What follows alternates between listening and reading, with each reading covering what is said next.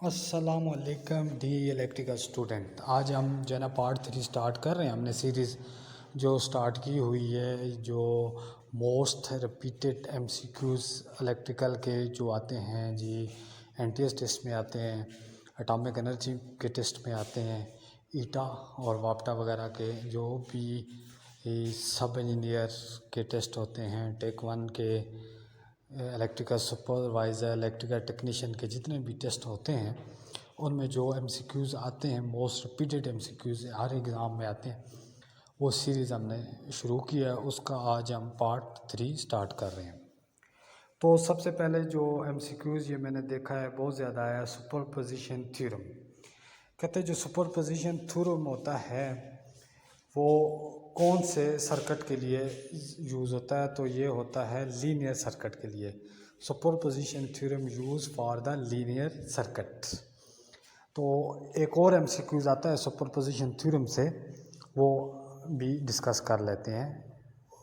इससे जो भी एमसीक्यूज़ आएंगे सुपरपोजिशन थ्योरम से वो हम डिस्कस करते हैं।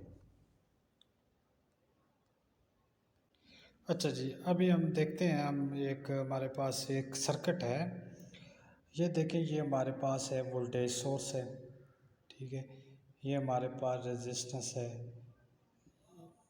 ठीक है। एक यहाँ पे हमारे पास रेजिस्टेंस लगी हुई है, और ये जो हमारा दूसरा जो सोर्स है ये करंट सोर्स है, ठीक है। तो सुपरपोजिशन थ्योरम में हम इस तरह करते हैं, हम आरटी टोटल रेजिस्टेंस हम जब निकालते हैं तो सबसे पहले हम क्या करते हैं, जो करंट सोर्स होता है इसको क्या करते हैं, शॉर्ट करते हैं, ठीक हो गया। इस तरह करंट सोर्स को शॉर्ट करके हम क्या करते हैं, इनकी वैल्यू निकालते हैं जी, रेजिस्टेंस की वैल्यू निकालते हैं वो। और फिर जो है ना दूसरे नंबर पे जब हमने करंट सोर्स को शॉर्ट कर दिया तो फिर हम इस तरह करते हैं, हम दूसरा जो वोल्टेज सोर्स होता है उसको हम क्या करते हैं, ओपन करते हैं। ये देखें हमारे पास ये रेजिस्टेंस है, और ये हमारे पास जो है ना यहाँ पे करंट सोर्स से आई। अभी हमने ये देखे वोल्टेज सोर्स को क्या किया, ओपन किया। ओपन करके फिर हम इसकी आरटी टोटल रेजिस्टेंस हम निकालते हैं। तो ये एमसीक्यूज भी पूछता है कि जो है ना सुपरपोजिशन थ्योरम में करंट की सोर्स को क्या करते हैं, तो करंट के सोर्स को हम शॉर्ट करते हैं और वोल्टेज के सोर्स को हम क्या करते हैं, ओपन करते हैं। ये एमसीक्यूज भी अक्सर मैंने देखा है, ये आया, ठीक है। चलो अभी नेक्स्ट एमसीक्यूज हम करते हैं। अच्छा जी, अगला एमसीक्यूज जो बहुत ज़्यादा मैंने देखा है ये है पावर फैक्टर से। पावर फैक्टर के रिलेटेड जितने भी एमसीक्यूज आते हैं वो सारे आज हम डिस्कस करेंगे। पावर फैक्टर बहुत ज़्यादा इम्पोर्टेंट टॉपिक है। तो पावर फैक्टर की जो सिंबल्स होती है उसको कास थीटा ऐसे कास थीटा से ज़ाहिर करते हैं, ठीक है। तो कहते हैं सबसे पहले हम देखते हैं कि ये पावर फैक्टर होता क्या है। पावर फैक्टर होता है जी, ये एक एंगल होता है करंट और वोल्टेज के दरमियान। तो इसको कहते हैं कि phase angle between current end voltage is called power factor. Power factor को कास थीटा से ज़ाहिर करते हैं। तो पावर फैक्टर की जो है ना नंबर 1 पे phase angle between current end voltage, ये इसकी डेफिनेशन है। और दूसरी डेफिनेशन ये है कि cos theta power factor is equal to R over Z. अक्सर एमसीक्यूज में ये भी आता है, ठीक है। जब आ जाए हमारे पास ये वैल्यू तो ये भी समझो पावर फैक्टर के बराबर होता है आर ओवर जेड। और तीसरी वैल्यू अक्सर मैंने देखी है, ये आता है power factor is equal to K W over K V A, ठीक है, K W over K V A. तो ये भी पावर फैक्टर के इक्वल होता है। आगे हमारे पास ये भी पूछता है, एमसीक्यूज अक्सर आता है, कहते हैं इंडक्टिव लोड का पावर फैक्टर क्या होता है। तो इंडक्टिव जो लोड होता है, जैसे हमारे पास इंडक्शन मोटर है जिसमें वाइंडिंग वगैरह होती है, तो ऐसे लोड को इंडक्टिव लोड कहते हैं, जिसमें इंडक्टर वगैरह होते हैं। ये वाला लोड ऐसे ऐसे इंडक्टर हो, कॉइल वगैरह हो, तो ये इंडक्टिव लोड होता है। तो इंडक्टिव लोड का वो पूछता है कि पावर फैक्टर क्या होता है। तो इंडक्टिव लोड का जो पावर फैक्टर होता है वो लैगिंग होता है, मतलब करंट जो है ना वो वोल्टेज से लैग करती है, पीछे रह जाती है। और कैपेसिटिव लोड का पावर फैक्टर पूछता है वो लीडिंग होता है, मतलब करंट वोल्टेज से आगे होती है। और जो रेजिस्टिव लोड का पावर फैक्टर यूनिटी होता है, मतलब करंट और वोल्टेज जो है इन फेज होती है। चलो ये हम देख लेते हैं ये किस तरह होता है, क्योंकि ये टॉपिक बहुत इंपॉर्टेंट है। ये जितना भी पावर फैक्टर है इसमें से जो मैं ये डिस्कस कर रहा हूँ, ये 8 से 10 MCQ समझो मैंने आपके क्लियर कर लिए हैं इसमें से। अब मज़ीद इसको एक्सप्लेन करते हैं, ये बहुत इंपॉर्टेंट टॉपिक है, ये हर एक एग्ज़ाम में आता है। ठीक हो गया। अच्छा जी, अभी हम ये देखते हैं, ये देखें हमारे पास एक सर्किट है, रेजिस्टिव सर्किट है, ठीक है, ये रेजिस्टेंस है, ठीक है, एक रेजिस्टेंस है या एक कोई लैंप इसको भी कह सकते हैं, ये लैंप है, ये रोशन हो रहा है, ठीक है। तो इसको हम यहाँ पे सप्लाई देते हैं, ठीक है, वोल्टेज हम देते हैं यहाँ से 220।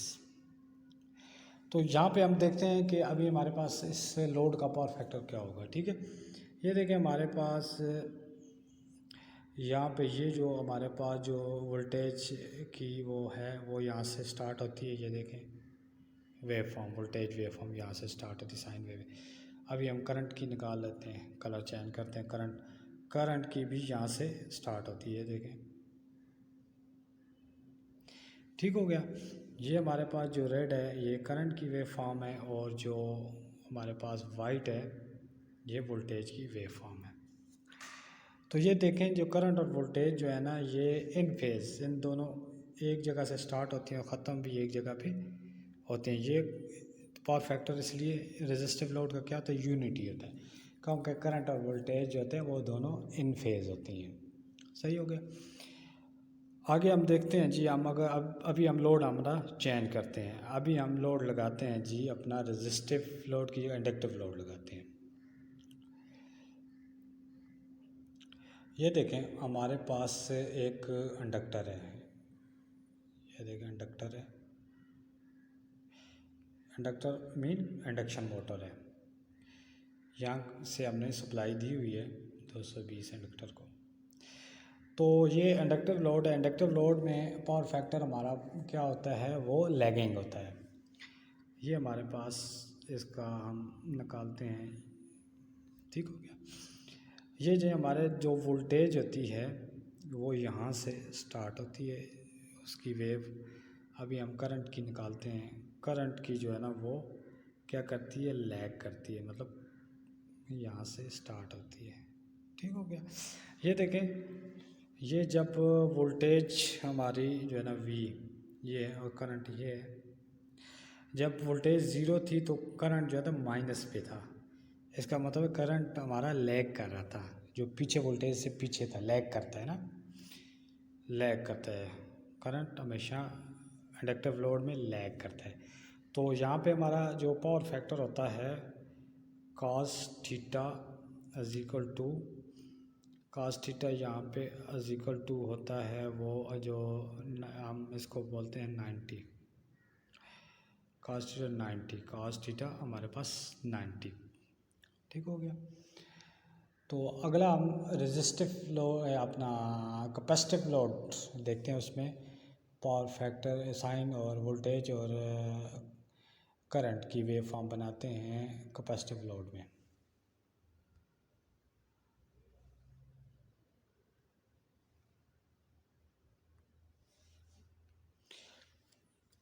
ये देखिए हमारे पास एक कैपेसिटिव लोड है, ठीक है,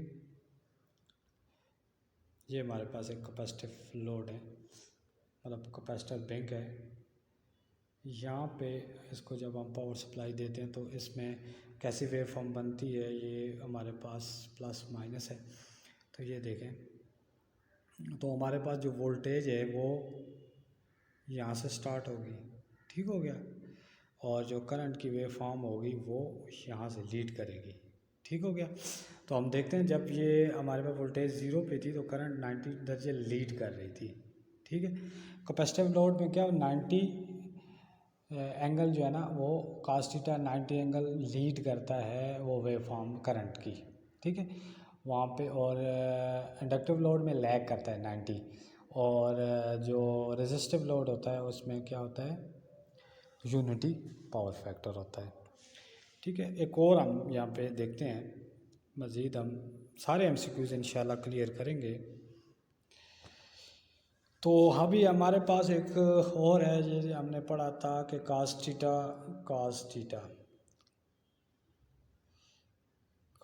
theta is equal to K W और के वी ए।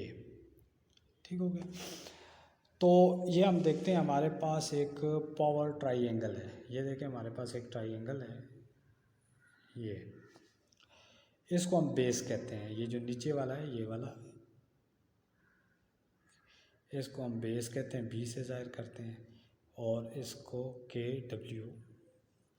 और ये हमारे पास एपिटेनस है, ये वाला, जिसे उर्दू में वतर कहते हैं। ठीक है, हमने उर्दू में पढ़ा है, इसको हम वतर कहते हैं। देखो वतर, इसको हम कहते हैं कायदा। हमने मैथ में उर्दू में पढ़ा है ना, इसको कहते हैं अमरूद। जिन लोगों ने उर्दू में डिप्लोमा किया तो उनके लिए आसानी के लिए ये मैं बना रहा हूँ। ये बेस आ गया, ये नीचे वाला, और ये एपिटेनस आ गया, ये हमारा, और ये आ गया जी परपेंडिकुलर, जिसे अमरूद भी कहते हैं। ठीक है, तो हमने अक्सर पढ़ा होगा। अब हमारे cos थीटा यहाँ पे बराबर होता है जी cos थीटा। ये देखें, cos थीटा बराबर है हमारे पास बेस बी और एपिटेनस एच वतर। ठीक है, तो ये बराबर हो गया जी cos थीटा बराबर हो गया, इसको हम क्लियर करते हैं, एक मिनट। cos थीटा हमारे पास बराबर हो गया जी बेस और एपिटेनस।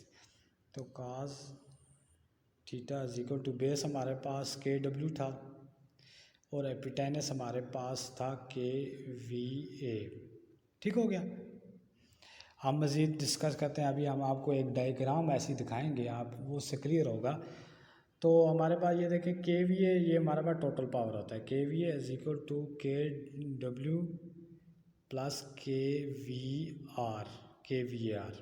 ठीक है, हम मज़ीद इसको जो है ना वो कर लेते हैं, इसको एक्सप्लेन कर लेते हैं, ताकि पावर फैक्टर से कोई भी MCQs आए तो आपको सारा जो है ना टॉपिक क्लियर हो। क्योंकि इसमें ये अभी जो मैं कर रहा हूँ, कम से कम 8-10 MCQs मैंने आपके क्लियर कर दिए हैं। अच्छा जी, आपको मज़ीद मैंने एक्सप्लेनेशन के लिए ये देखें, एक डायग्राम अपना एक पिक्चर में लेके आया हूँ, ताकि आपको मज़ीद एक्सप्लेन हो। आप कंफ्यूज हो रहे थे कि यार ये KVA क्या होता है, KVR क्या होता है, और ये KVA मतलब टोटल पावर क्या होता है। तो ये देखिए, हमारे पास एक गिलास है, ये गिलास है हमारे पास, इसमें हमने डाला है, फॉर एग्ज़ाम्पल पेप्सी कर लें, मरिंडा कर लें, हर एक स्टूडेंट ये पीता है। तो ये देखें, यहाँ तक हमने जो डाली है गिलास में, यहाँ तक जो डाली है, ये तो कोई भी कोल्ड ड्रिंक है। तो इससे ऊपर ये जो जाग, ये देखिए जो जाग बनी है, मतलब इसको हम कहेंगे जी, जो इलेक्ट्रिकल की लैंग्वेज में रिएक्टिव पावर। ठीक है, KVAR इसको बोलेंगे। ये जो है एक्चुअल पावर यहाँ तक जो है ना हमारे पास जो एक्चुअल कोल्ड ड्रिंक है। ऊपर तो वो फॉग होता है, जिसे फॉग जाग वगैरह कहते हैं, वो KVAR उसको कंसिडर करें। जो एक्चुअल हमें जो कोल्ड ड्रिंक है वो KW है, KW। ठीक है, KW एक्चुअल। जो हमारे पास देखें टोटल, ये देखें यहाँ से यहाँ तक, इसको एपरेंट पावर भी कहते हैं, एपरेंट पावर। ठीक है, तो ये आप देख लें, इस डायग्राम से आपको मज़ीद जो है ना वो एक्सप्लेनेशन मिलेगी। तो यहाँ पे ये देखें, हमारे पास ये KW, ये KVAR। ठीक हो गया। अच्छा, अब एक और भी MCQs आता है कि हम KVR को ख़त्म कर सकते हैं। ये देखिए, KVR ख़त्म करने के लिए ना हम इस जो गिलास है, ठीक है, यहाँ तक तो हमें मिल गई कोल्ड ड्रिंक, तो हम कोल्ड ड्रिंक ऊपर डालते जाएंगे तो ये जो है ना गिलास यहाँ तक भर जाएगा, इवन के फॉर्म ख़त्म हो जाएगी। तो ये समझो हमें टोटल पावर, वर्किंग पावर हमें जो जो है ना ये मिल जाएगी। ठीक हो गया। तो गिलास जब फुल हो जाएगा तो हम इसको केवीआर को कैसे ख़त्म करते हैं। किसी भी सर्किट है, फॉर एग्जांपल ये देखें हमारे पास एक सर्किट है, ये देखें इंडक्टर लगा हुआ है, इंडक्शन मोटर। तो इसके साथ हम अगर कैपेसिटर बैंक लगा दें इसके साथ, ठीक है, कैपेसिटर बैंक जब हम लगाएंगे तो वो रिएक्टिव पावर हमें देता है। ठीक हो गया। तो पावर फैक्टर इम्प्रूव करने के कौन कौन से तरीके हैं, ये भी अक्सर आते हैं। एक तरीका है आप कैपेसिटर बैंक लगाएं तो पावर फैक्टर को इम्प्रूव कर सकते हैं। दूसरे नंबर पे आप सिंक्रोनस मोटर और कंडेंसर ये क्या करते हैं, पावर फैक्टर को इम्प्रूव करते हैं। सही हो गया। अच्छा, अभी एक एमसीक्यू ये भी आता है कि पावर फैक्टर जब कम पावर फैक्टर होता है 1 से कम, तो क्या मतलब उसका नुकसान होता है, वो हमें देखते हैं कि कम पावर फैक्टर होने से सिस्टम में क्या नुकसान होता है। तो पावर फैक्टर जब कम होता है तो क्या होता है, करंट जो है ना वो बढ़ जाती है। जब करंट बढ़ जाती है तो फिर हमारा बिजली का बिल ज़्यादा आता है, ज़्यादा पावर ज़ाया होती है, कंज्यूम होती है, तो बिजली का बिल ज़्यादा आता है। तो देखते हैं करंट कैसे बढ़ती है पावर फैक्टर कम होने से। ठीक है। अच्छा, ये देखें हमारे पास एक फार्मूला है, power is equal to V I cos theta. Cos theta क्या पावर फैक्टर है। तो अभी हम जो है ना कॉस थीटा किसके बराबर होता है, ठीक है, कॉस थीटा हम निकालते हैं। कॉस थीटा बराबर है, तो ये हमारे पास कॉस थीटा किसके बराबर होगा, ये करंट को जो है इस वोल्टेज और करंट किसके साथ नीचे ये इधर चले जाएंगे। ठीक है। तो ये बराबर होगा पी ओवर वी आई। ठीक है। तो ये क्या होगी, करंट क्या होगी, इसकी इन्वर्सली प्रोपोर्शनल होगी कॉस थीटा के। तो अगर ये हमारे पास कॉस थीटा ये देखें कम होता है तो क्या होगा, करंट क्या होगी, बढ़ेगी। ऐसे ही है ना, कॉस थीटा कम होगा तो क्या होगी, करंट बढ़ेगी। जब करंट बढ़ेगी तो हमारी कोई भी मोटर है वो ज़्यादा करंट लेगी, तो हमारा मीटर जो है एनर्जी मीटर वो ज़्यादा जो है ना वो तेज़ी से घूमेगा। तो जब एनर्जी मीटर ज़्यादा तेज़ी से घूमेगा तो क्या होगा, हमारा बिल ज़्यादा आएगा। तो फिर हमने क्या करना है, इंडस्ट्री में इस पावर फैक्टर को कम होने से बचाने के लिए क्या करेंगे, हम एक कैपेसिटर बैंक लगाते हैं अपने सिस्टम के साथ ताकि पावर फैक्टर को इम्प्रूव कर लें। सही है, ताकि हमें एक्स्ट्रा बिल ना भरना पड़े। ये तो हमारा पावर फैक्टर कम हो जाएगा तो हमें इसका नुकसान है। तो अक्सर ये बिल में ना अक्सर ये जो इंडस्ट्री में मोटरें वगैरह होती हैं उनका जो बिल आता है उसमें प्लंटी लग के आती है। वो प्लंटी ये होती है कि यार आपने KVAR आपने ज़्यादा यूज़ किया है, आपका पावर फैक्टर कम है, तो आप ये जो है ना ज़्यादा आप बिल जमा कराएंगे। तो ये देखें हमारे पास ये देखें हमारे पास एक जनरेटर स्टेशन है जहाँ से बिजली बनती है, वहाँ से ये पावर हमारी इंडस्ट्री में आती है। तो यहाँ से 2 पावर आते हैं, KW भी आता है और KVAR, ये 2 पावर आते हैं यहाँ से। तो ये भी जो KW को वर्किंग पावर भी बोलते हैं। ठीक है, वर्किंग पावर। और इसका काम क्या होता है, ये मोटर के अंदर क्या बनाता है, टार्क जनरेट करता है। और KVAR का क्या फंक्शन होता है, ये मोटर के अंदर जो है ना वो मैग्नेट बनाता है। ठीक है, तो मैग्नेट बनाता है, मतलब मैग्नेट करंट उसके अंदर बनाता है। अगर हमारे KVAR नहीं है तो फिर भी जो है ना हमारी मोटर काम नहीं करेगी। तो ये मोटर के लिए दोनों ये पावर चाहिए होते हैं, KVAR और KW दोनों चाहिए होते हैं। ठीक है, KVAR क्या करता है, मैग्नेट बनाता है कोयल में, और मैग्नेट भी ज़रूरी होता है। फील्ड करंट जिसे बोलते हैं, फील्ड करंट बनाता है KVAR। और KW क्या करता है, टार्क जनरेट करता है। जब टार्क जनरेट होता है तो मोटर क्या होती है, घूमती है। ठीक हो गया। टार्क ना हो और KVA मतलब फील्ड करंट ना हो तो फिर भी हमारी मोटर काम नहीं करेगी। तो ये जो है ना दोनों बहुत ज़रूरी होते हैं। ठीक है।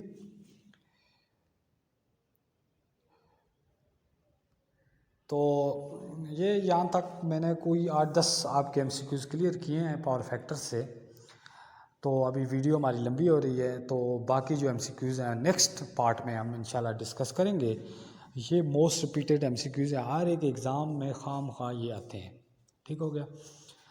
तो इस चैनल को आप सब्सक्राइब करें, कमेंट्स दिया करें, हमें पता चलता है कि आपकी रिक्वायरमेंट क्या है, ठीक है।